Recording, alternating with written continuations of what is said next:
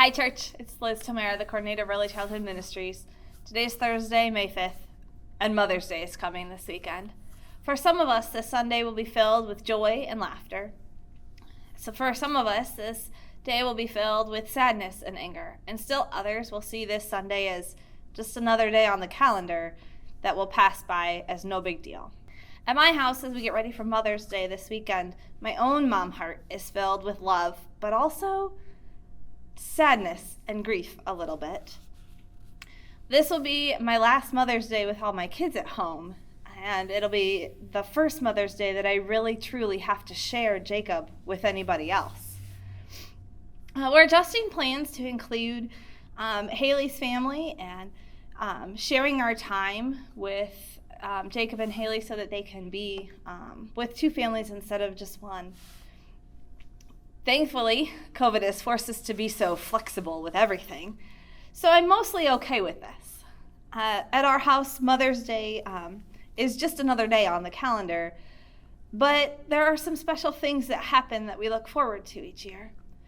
Each of my kids is in charge of cooking a meal, and by cooking, they plan it, they tell me what to buy, and sometimes they make it themselves, and sometimes we're calling Papa John's at 5:30. But that's exciting because it means that I don't have to worry about it. They just take that off my plate for the day. Gift giving is a love language for my kids, and so I know that there will be something to open. Don't worry, Mom, I didn't buy it for myself this year. I don't know what's going to be in the bag. I also know that a lot of our Sunday activities will still happen, just like a normal Sunday. We'll still be at church in the morning. We'll still be at Surge in the evening. There will still be laundry to do. The famous writer Tomera once said, "My mom relaxes by doing laundry." And since my mother-in-law always did laundry on Sunday, Mother's Day will be filled with soap and clothes. So I hope that no matter what this day means for you, that you will remember that you are valued, and whatever feelings you have are valued and they matter. My prayer for you is that whatever Sunday brings, you remember the words of Mary, the mother of Jesus, in Luke chapter 1, verses 46 through 48. And Mary said, "My soul magnifies the Lord, and my spirit rejoices in God my Savior. For he has looked on the humble estate of his servant. For behold, from now on all generations will call me blessed." Being a mom and a part of Wesley has truly been a blessing in my life.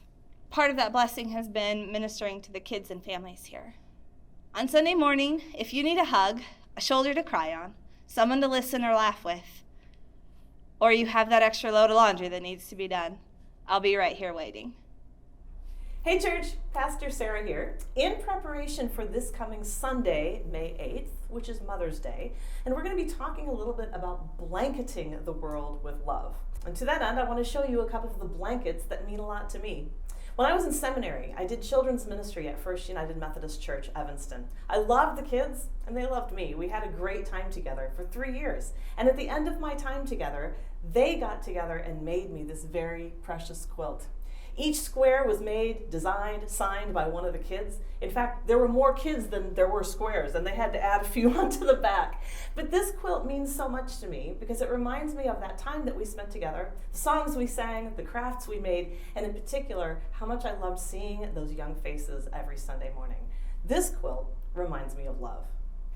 The second blanket I wanted to show you is one that was made for me in my very first appointment. I pastored at Grace United Methodist Church in Decatur, and when I left, some of the women of the church made me this beautiful, beautiful quilt. I love to hang it on my wall because it reminds me of them, and it reminds me of my ministry there and all the things I learned in that first appointment. This blanket means to me love.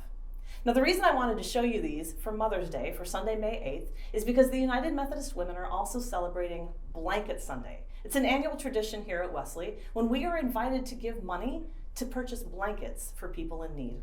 These people might be refugees, they might be victims of disaster, they might be people experiencing homelessness. But when we give a blanket, we enfold them with love.